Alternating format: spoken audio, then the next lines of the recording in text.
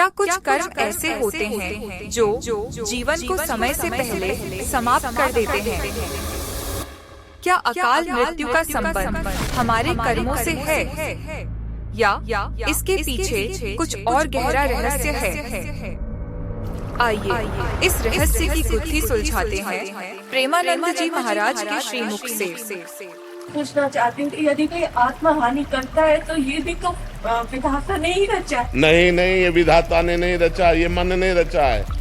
ये मन ने रचा है। जो पाप कर्म किए जाते हैं वो निगेटिव चिंतन पैदा करते हैं, नकारात्मक सोच पैदा करते हैं, वही डिप्रेशन में ले जाते हैं, वही सुसाइड का प्रेरणा करता है।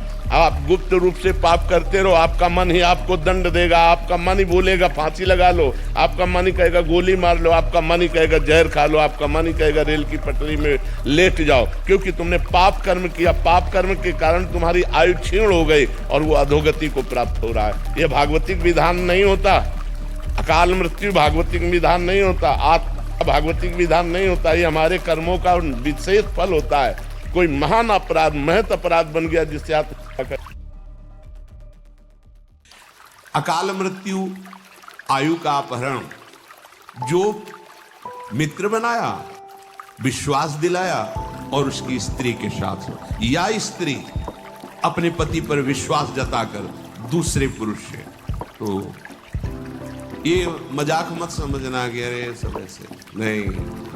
पति वंचक पर पति रति करई, रो रो नरक कल्प शत करे। मान लो आपकी 80 वर्ष की आयु निश्चित की गई, अब आपने ऐसे आचरण शुरू कर दिए तो आपकी आयु नष्ट होना प्रारंभ हो जाएगी, आप अकाल मृत्यु के शिकार हो जाएंगे। क्या? दूसरे की स्त्री को फुसला करके विश्वासघात, मान लो उसके पति से मित्रता की, बड़ा विश्वास दिलाया और उसकी स्त्री का वासनाकार थे, अब आपकी आयु नष्ट हो। देख लो, इतिहास साक्षी है, नष्ट होना पड़ा। आप क्या चीज बोले? बड़े बड़े तपस्या के धनी थे रावण आदि, विनाश हो। कुंभकर्ण जब जगा तब यही कहा, तेरी बुद्धि नष्ट हो गई, जब तू हरण करके लाया था उसके पहले क्यों नहीं पूछा? ये कृत्य तेरे पूरे वंश का विनाश कर दे। पर ठीक है, तूने मुझे जगाया है, देखो, पर ये निश्चित बताता हूं, तूने अच्छा नहीं किया, तेरा सर्वनाश निश्चित है। कुंभकर्ण ने उपदेश किया था, रावण ने कहा तुम्हें इसलिए नहीं जगाया कि तुम्हें प्रवचन करो, युद्ध करो जाके। ये कार्य आपकी आयु का, श्री का नाश कर देगा, वैभव का नाश कर देगा।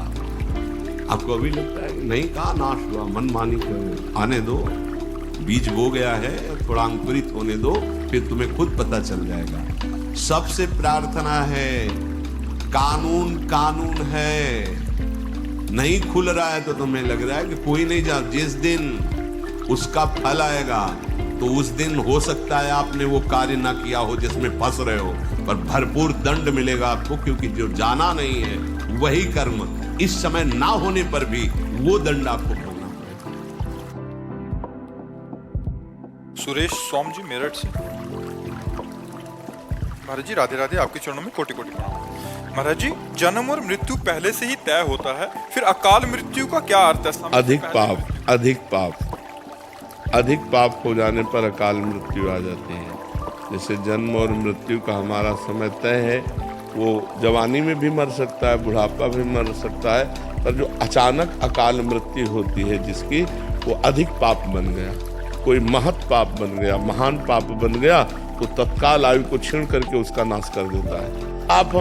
आप लोग भ्रूण हत्या करते हैं, गर्भ हत्या करते हैं, इसका प्रायश्चित करते हैं, और जब इनका परिणाम आता है तो बोले हम निर्दोष थे।